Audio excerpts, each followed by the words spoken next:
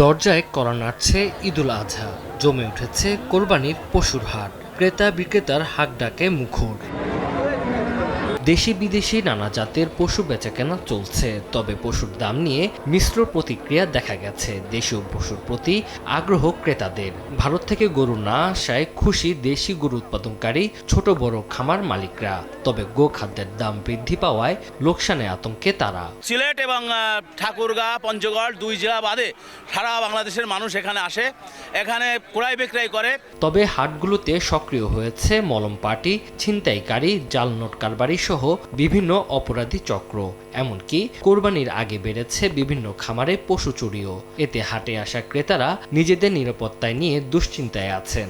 বাজার ওই পরিমাণে আসলে গরু এখনো আসে নাই, আমরা তারপর ঘুরে ঘুরে দেখতেছি।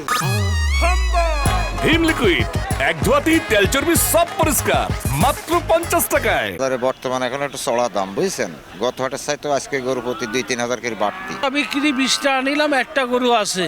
বাজার মোটামুটি ভালো। গরুর হাটগুলোতে অজ্ঞান পার্টির খপ্পর, জাল টাকার বিস্তার এগুলো এবং গ্রাম অঞ্চলগুলোতে চুরির ঘটনাগুলো ঘটে, যেগুলো রোধ করা আসলে আমাদের প্রয়োজন। তবে অনাকাঙ্ক্ষিত ঘটনা প্রতিরোধে কাজ চলছে জানায় পুলিশ। পুলিশের একাধিক পার্টি নিয়োজিত থাকবে পুরো পোশাকে, সাদা পোশাকে, এবং ডিবি পুলিশ আমাদের সার্বক্ষণিক নিয়োজিত থাকবে। এবং এছাড়াও বড় বড় হাটগুলোতে আমাদের বাংলাদেশ ব্যাংক অনুমোদিত জাল টাকা শনাক্তকরণ মেশিন আমাদের প্রত্যেকটা সাব ইন্সপেক্টরের কাছে আমাদের দিয়ে দেওয়া আছে। এদিকে সীমান্তে অবৈধ পশুর অনুপ্রবেশ ঠেকাতে সতর্ক অবস্থানে বিজিবি। তানজিল হাসনাত, সময় সংবাদ।